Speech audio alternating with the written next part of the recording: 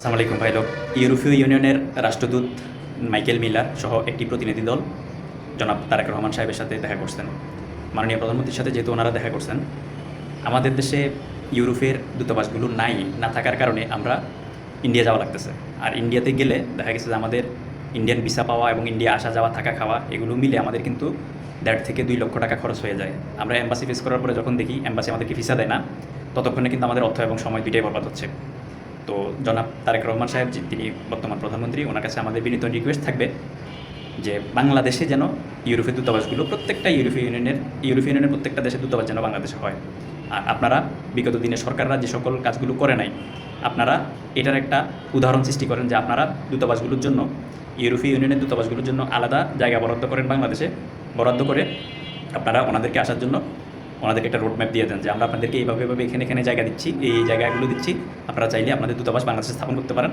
কারণ তারা জানে যে ভারত বাংলাদেশ মানে বাংলাদেশ ভারতেরই একটা অংশ বা বাংলাদেশ ভারতের সাথে সংযুক্ত। ওই ভারতীয় উপমহাদেশ হিসেবে বাংলাদেশ যে আলাদা স্বাধীন রাষ্ট্র হয়েছে, তারা কিন্তু এভাবে ট্রিট করে না।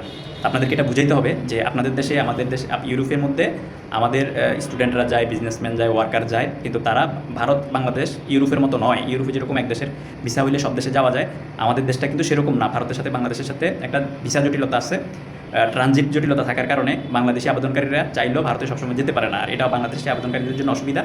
সেজন্য ওনারা যেন বাংলাদেশে যেন ওনাদের দূতাবাসগুলো স্থাপন করে। একবার কিন্তু রোমানিয়া এম্বাসি আসছিল, কিন্তু ওনাদেরকে ঠিকমতো ওইভাবে ট্রিট করা হয় না, জায়গা দেয় না, কিন্তু ওনারা কিন্তু চলে গেছে। তো সেটার যেন সেই ভুলের যেন পুনরাবৃত্তি না হয়। বাংলাদেশের একটাই সমস্যা, আপনার পররাষ্ট্র মন্ত্রণালয় জানে না স্বরাষ্ট্র মন্ত্রণালয়ের খবর, স্বরাষ্ট্র মন্ত্রণালয় জানে না। আপনার এই জন্য সমন্বয়হীনতার অভাবের কারণে কিন্তু ভূমি অধিগ্রহণ বা কোথাও জায়গা দিতে গেলেও কিন্তু এটা সম্ভব হবে না। তো এটা আপনারাই উদ্যোগ নিতে হবে। নতুন সরকার আসলে অনেক কিছু চমক দেখাচ্ছে, এটাও একটা চমক হইতে পারে অনেকগুলো চমকের মধ্যে, যে ইউরোপের দূতাবাসগুলো যদি বাংলাদেশে নিয়ে আসে, তাহলে আমাদের বাংলাদেশি আবেদনকারীদের সময় এবং অর্থ দুইটাই কিন্তু আপনার সেভ হবে। আমি ধরেন ভারতে গেলাম, ভারতে গিয়ে এম্বাসি ফেস করলাম, এম্বাসি ফেস করার পর আমাকে ভিসা দিল না, তাহলে কিন্তু আমার 1.5 থেকে 2 লক্ষ টাকা নাই। যদি বাংলাদেশে যদি সেই ইউরোপীয় দূতাবাসগুলো থাকতো, তাহলে আমি বাংলাদেশের যে কোনো প্রান্ত থেকে ঢাকা শহরে আসলে আমার সর্বোচ্চ 5,000 টাকা খরচ হবে। তাহলে আমি এখানে যেখানে আমার 2 লক্ষ টাকা খরচ হয়ে যেত, সেখানে আমি 5,000 টাকার মধ্যে আমার কাবার দিতে পারতেছি। অথবা এই যে 2 লক্ষ টাকা বা 1.5 লক্ষ টাকা খরচ হচ্ছে, বাংলাদেশের টাকাটাই কিন্তু ইনডাইরেক্টলি ভারতের মাটিতে গিয়ে আমরা খরচ করে আসতেছি।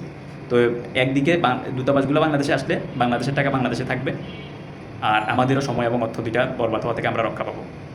আমি বর্তমান সরকারের কাছে বিনীতভাবে আবেদন করব, অচিরেই ভারত নয়, দিল্লি নয়, ঢাকা আপনারা যে স্লোগান দেন, ঠিক ওইভাবে আমরা দিল্লিতে যেন আমাদের যেতে না হয়।